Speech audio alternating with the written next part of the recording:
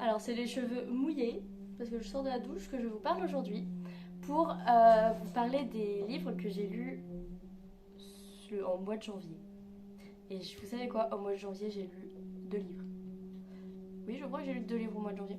Donc on va commencer par la dernière lecture du mois de janvier, c'était Passion déchue de Cléo Pitti, que j'avais dit que je lirais au mois de décembre, mais en fait je l'ai lu au mois de janvier.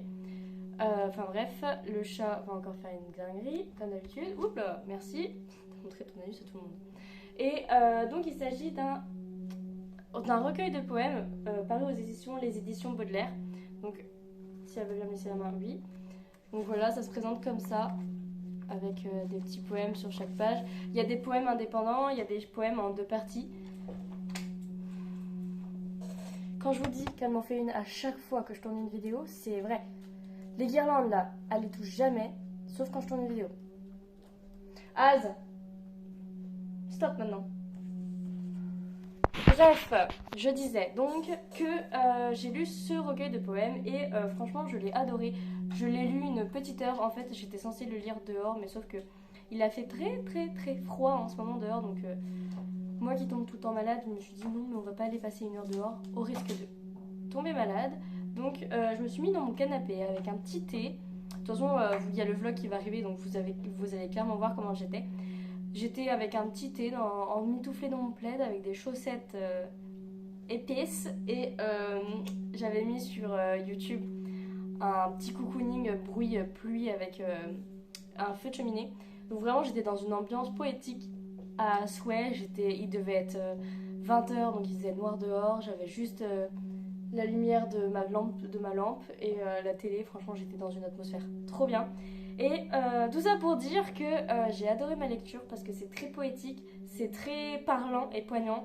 Il y a quand même des poèmes qui parlent de l'attentat, enfin des attentats on va dire, parce que quand même c'est assez général la douleur qu'on ressent, je pense que c'est une immense douleur. Et donc voilà, et ça parle aussi de la société, ça parle aussi de la télévision, de l'homme, de l'amour, de la société en général, de tout ce qu'on fait, de l'histoire aussi. Vraiment, j'ai adoré. Ça parle tellement de nous, de la société, et c'est tellement parlant et vrai.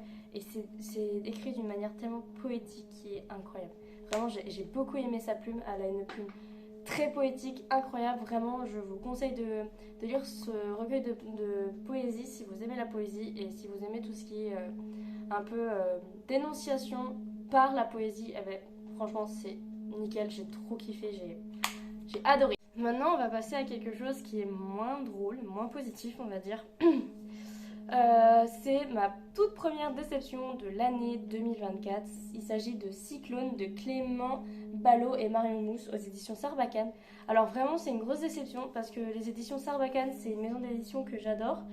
Eh, dis-moi, t'aurais pas gratté. Oh, elle a mordu les coins, ça c'est râpeux. Enfin bref, c'est vraiment une maison d'édition que j'adore et que vraiment les bandes dessinées de chez eux, quand j'en vois une en librairie ou sur une brocante ou enfin n'importe où je peux acheter des livres, je saute dessus immédiatement sans vraiment lire le résumé parce que c'est vraiment une maison d'édition que je sais que je vais être conquise. Et là, je sais pas. Je sais pas ce qui s'est passé. Enfin, je sais pas ce qui leur est arrivé plutôt parce que là c'est... Après, c'est peut-être moi qui suis coincée. Hein. Vraiment, je suis peut-être coincée du cul et voilà. Donc, dans cette bande dessinée, on suit l'histoire de Margot, qui est une lycéenne assez discrète, qui est vraiment la fille normale, basique, comme tout le monde en fait, elle est normale. Sauf qu'un jour, elle va commencer à attirer physiquement son prof de littérature, de philosophie. Prof de philosophie, pardon. Son prof de philosophie qui doit avoir au moins 50 ans et elle en a 17, vous voyez le problème. Et donc on va suivre son aventure de séduction avec ce professeur-là. Sauf qu'il y a Ali qui est un garçon de sa classe et qui est de son âge, qui tombe amoureux d'elle. Donc il essaye de s'approcher d'elle, mais il est un peu hésitant et un peu maladroit. C'est un jeune homme et c'est la première fois qu'il tombe amoureux, c'est compréhensible. Donc on a ce côté très mignon du garçon qui tombe amoureux d'une fille et qui essaye de l'aider, de lui ouvrir les yeux et qui est complètement choqué de savoir que mon Dieu, elle est amoureuse du prof de philo et c'est physique en plus, il se passe des choses physiques, c'est pas qu'une relation, on discute, je te dis que tu m'attires, non, ça finit vraiment au lit et plusieurs fois. Donc vraiment Donc on a vraiment ce côté amour de jeunesse et ce côté un peu étrange du prof de philo qui a une femme, déjà il a une femme le mec, et qui couche avec une de ses élèves qui est mineure. Surtout qu'en plus il a il a des accès de violence, vraiment c'est vraiment pas l'homme avec qui on veut tomber amoureux, c'est pas l'homme avec qui on veut partager sa vie, c'est un homme horrible, je l'ai détesté du début à la fin, que ce soit en tant que prof ou en tant que petit ami ou mari, enfin petit ami, en tant que amant étrange et en tant que mari, je l'ai détesté ce personnage-là, il est... Puis même dans les traits qu'ils l'ont fait, il est vraiment pas beau, il est détestable à souhait. Et elle se retrouve là-dedans, elle est jeune, elle est naïve, elle comprend pas ce qui est mauvais, c'est normal. On va pas lui en vouloir, enfin, il faudrait un peu avoir un peu de jugeote, mais on va pas lui en vouloir, elle est jeune, elle se fait berner par un homme qui est plus vieux qu'elle. En plus, il faut remettre dans son contexte, ils sont sur une île qui est complètement perdue et il va y avoir un ouragan, une grosse tempête en fait qui arrive sur l'île. Donc ils sont tous assez stressés, ils essaient tous de se mettre à l'abri et elle, ce qu'elle fait, c'est que pour se mettre à l'abri, elle va le rejoindre. Voilà, je vais pas en dire plus, mais vraiment ça a été une déception. En plus, les, les dessins, c'est pas ce que j'aime le plus. Voilà, donc nous avons la Miss et Ali qui tombe amoureuse d'elle. Donc, oh bah tiens, je vais essayer de vous montrer le prof pour vous. Ah bah, normalement. Pas une scène où il est dédaigneux. Tiens là. Hop, voici le prof juste ici. Vraiment, il est. Vraiment, moi, il est détestable. Je l'ai trouvé détestable ce mec. Enfin bref, dites-moi votre avis sur cette bande dessinée parce que franchement, je suis totalement déçue. Pourtant, quand j'ai commencé à la lire, je m'étais dit, oh, ça doit être trop bien et tout. En vrai, les relations élèves-professeurs, c'est une trope que j'aime bien. Vraiment, on va pas se mentir. Dans la maison d'édition Hugo Roman, on en a plein et on est fan. Sur Wattpad, on en a plein, on est fan. Il y a aussi... qui est-ce qui fait ça aussi Michel Lafon aussi, la maison d'édition, qui en fait aussi. Enfin bref, c'est vraiment une trope que beaucoup de maisons d'édition font. Et c'est une trope qu'on adore, il faut pas se mentir. Mais là, j'ai trouvé que c'était plus malsain qu'autre chose. Ou alors c'est peut-être une dénonciation de quelque chose, cette BD, peut-être. C'est peut-être la dénonciation de cette chose.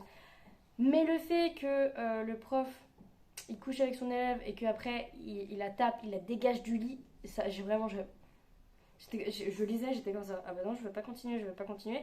Mais ma curiosité m'a dit, c'est une bande dessinée, ça va te prendre, je sais pas combien de pages. Ça va te prendre 124 pages, même pas. Autant la terminer. Et j'aurais préféré lire une autre histoire à la place. Voilà, bref. Je pense que j'ai déblatéré pendant 4 minutes sur ça pour vous dire que j'ai pas aimé. En vrai, je viens de réaliser que j'avais lu pas de livres, mais j'en avais lu 4. J'ai lu aucun roman. Oui, j'ai lu aucun roman. J'ai lu que des bandes dessinées.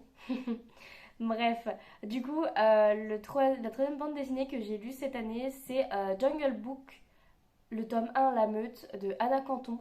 Je vais vous mettre ici. C'est aux éditions Dupuis, donc c'était un partenariat avec la maison d'édition. Et franchement, j'ai adoré. C'est mon coup de cœur. Vraiment, c'est mon coup de cœur. Quoique. Non, j'en ai. Oui, j'ai un autre coup de cœur. Mais je peux pas vous en parler tout de suite. Bref, je vous dirai après. Donc, en vrai, c'est l'histoire de Mowgli, qui est une jeune fille qui est dans un monde post-apocalyptique. Vraiment, c'est pas du tout comme le Disney, comme on pense, mais c'est inspiré du recueil de nouvelles de Kjolg. Bon, je ne sais plus comment il s'appelle. Oh, honte à moi. Enfin bref, c'est inspiré de la base du livre de la jungle et du Disney. Donc on se retrouve avec Mowgli qui est une jeune fille dans un monde post-apocalyptique, mon dieu c'est dur à dire, avec les humains qui ont complètement disparu, il reste plus que Mowgli et Mowgli elle est élevée par les loups parce que Shere Khan, vous voyez la ref Shere Khan qui est le tigre, c'est un tigre on est d'accord. Enfin bref, Shere Khan, qui est le méchant de l'histoire, comme dans l'histoire en elle-même, veut tuer Mowgli parce que Mowgli est une humaine, donc elle n'a rien à faire chez eux. Et ce que j'ai adoré dans cette histoire, c'est qu'on se retrouve avec des personnages qui détestent les humains, ils sont contre les humains, sauf les loups, le clan des loups qui est un peu plus apte à aider les humains, mais pas trop quand même, il faut pas exagérer. Il y a juste la famille de Mowgli qui sont des loups qui, eux, veulent bien aider les humains puisqu'ils en ont une dans la famille.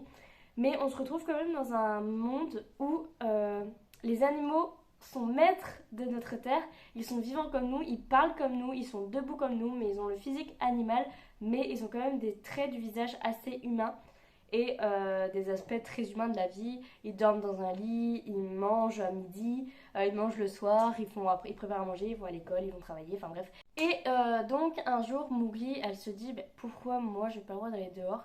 Pourquoi on me surprotège? Parce que elle a des frères qui sont des loups et qui sont plus petits qu'elle et qui peuvent aller faire tout ce qu'ils veulent, sauf que elle, à chaque fois qu'elle sort, elle doit avoir ses deux grands frères avec elle et ça commence à la peser. Elle veut leur montrer que c'est pas parce qu'elle est humaine que ben, elle est faible, elle est aussi puissante qu'eux parce que franchement, Mowgli est assez badass, moi je dis. Hein. Et donc un jour, il y a Shere Khan qui met sa menace à exécution. Il va littéralement mettre. Ça est dur cette scène. Promettre feu à la maison des loups. Et donc pendant ce temps, les papa et maman loups, donc les parents de la famille, sont partis demander de l'aide au clan des loups pour leur demander de les aider à secourir Mowgli et leur prouver que Mowgli, même si c'est une humaine, elle est très gentille et qu'elle leur veut que du bien. C'est pas une méchante.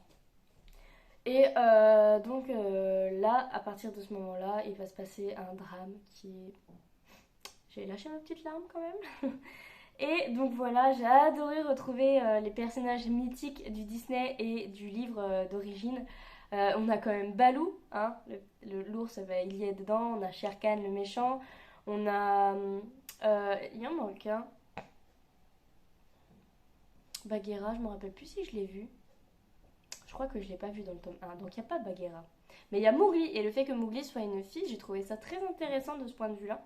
Vraiment, franchement, je sais pas si je vous l'ai bien vendu ce livre-là, mais je l'ai trop kiffé. Ensuite, le dernier livre dont j'ai le droit de vous parler, que j'ai lu ce mois-ci, c'est Le Monde des Cancres, tome 1, Sous l'école, de Nina Phillips et Nicolas Barry, je crois, aux éditions Dupuis. Donc ça aussi, c'était encore un partenariat.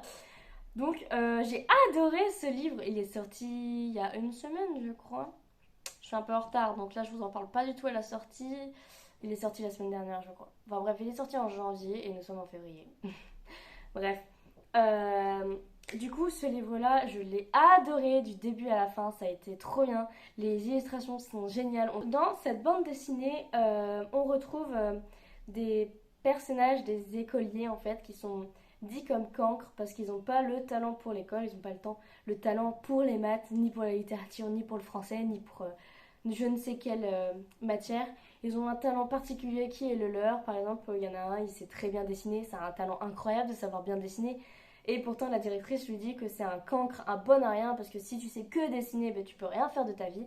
Et donc, c'est pour ça, ils se retrouvent à aller dans des heures de colle. Et les heures de colle sont sous l'école. Et les heures de colle sont pas du tout celles qu'on connaît. C'est pas du tout être en perme pendant une heure à rédiger. Je ne dois pas jeter ma gomme au travers de la classe ou je ne sais quelle autre débilité qu'on peut faire quand on est jeune. Non, c'est plus des heures de colle, de lavage de cerveau. C'est très horrifique, ça fait peur, c'est effrayant. C'est des heures de colle effrayantes. Nous avons la prof de maths qui arrive et qui te donne une énigme, sinon elle tue ton camarade. Enfin, je sais pas si elle le tue, mais en tout cas, il a mal. Enfin bref, vous voyez le genre. C'est un lavage de cerveau. L'école, elle est très stricte. Elle veut que les élèves soient uniformes et studieux. Il faut qu'ils sachent tout faire en maths et en français, mais il faut pas qu'ils aient d'autres choses. Il faut pas qu'ils aient leur personnalité, on va dire. Il faut qu'ils soient en fait des petits robots qui répondent aux questions des profs et qui vont aller se coucher, qui font leurs devoirs. Voilà. Je sais pas si je vous ai fait un bon résumé de cette bande dessinée, mais je l'ai adorée, incroyable, elle a été trop bien. Donc voilà, les dessins, ils étaient trop beaux, vraiment. Les dessins, ils m'ont mis dans l'atmosphère tout de suite. J'ai adoré, je me suis régalée tout le long de ma lecture. Et pour le dernier livre, enfin bon, pour la dernière bande dessinée dont j'ai pas le droit de vous en parler pour l'instant parce qu'elle n'est pas encore sortie, elle sortira le 3 mars, si je me souviens bien de ce que la maison d'édition m'a dit. Enfin bref, donc je vous mettrai juste le lien en barre d'infos de la maison d'édition d'Instagram, sur Instagram, comme ça vous pourrez aller checker et essayer de deviner par vous-même de quelle histoire je parle, mais juste c'était trop bien, c'était pépita, j'ai trop adoré. Je vous ferai la chronique à la fin du mois je pense pour me rapprocher le plus possible de la date de parution. Donc voilà, je vous fais des gros bisous, n'hésitez pas à liker, à vous abonner et à laisser un petit commentaire. Gros bisous!